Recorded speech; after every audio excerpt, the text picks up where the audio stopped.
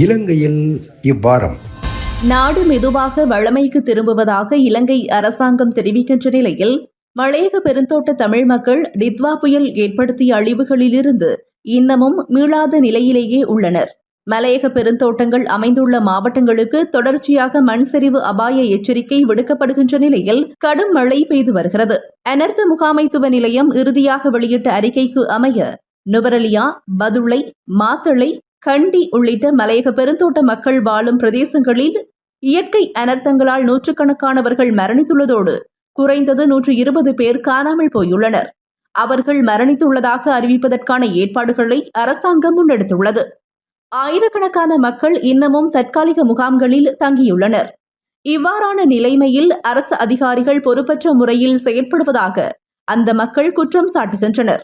மண் சரிவு மற்றும் வெடிப்புகளால் வீடுகள் பாதிக்கப்பட்டுள்ள நிலையில் பாடசாலைகளில் அமைக்கப்பட்டுள்ள தற்காலிக முகாம்களில் இருந்து வெளியேறுமாறு தாம் நிர்பந்திக்கப்படுவதாக பெருந்தோட்ட மக்கள் தெரிவிக்கின்றனர். இலங்கையின் அரச பாடசாலைகளின் கல்வி நடவடிக்கைகள் கடந்த 16ஆம் திகதி ஆரம்பமான நிலையில் மக்கள் இந்த சிக்கலை எதிர்நோக்கியுள்ளனர்.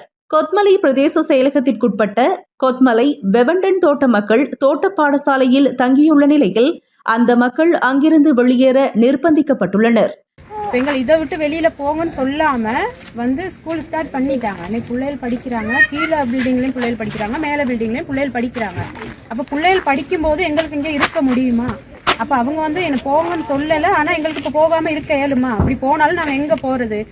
மேலும் முறையான மண் பரிசோதனைகள் மேற்கொள்ளப்படாமல் வெடிப்புகள் ஏற்பட்டுள்ள வீடுகளில் மீள குடியேறுமாறு அதிகாரிகள் தமக்கு அறிவித்துள்ளதாக தோட்ட பாடசாலைகளில் தங்கியுள்ள நோர்வுட் பிரதேச சபைக்குட்பட்ட சாமிமலை ஸ்டொக்கம் தோட்ட மக்கள் தெரிவிக்கின்றனர்.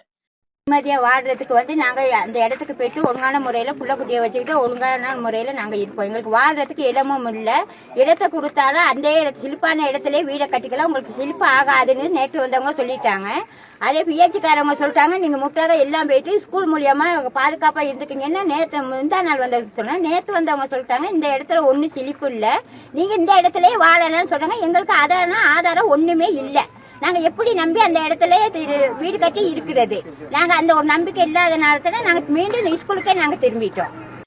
இதேவேளை நுவரெலியா ஹக்கல தோட்டத்தின் பல்வேறு பகுதிகளிலும் ஏற்பட்டுள்ள வெடிப்புகள் மற்றும் வீதிகளில் ஏற்பட்டுள்ள தாழிறக்கம் காரணமாக மக்கள் அச்சத்துடன் வாழும் நிலைமை ஏற்பட்டுள்ளது.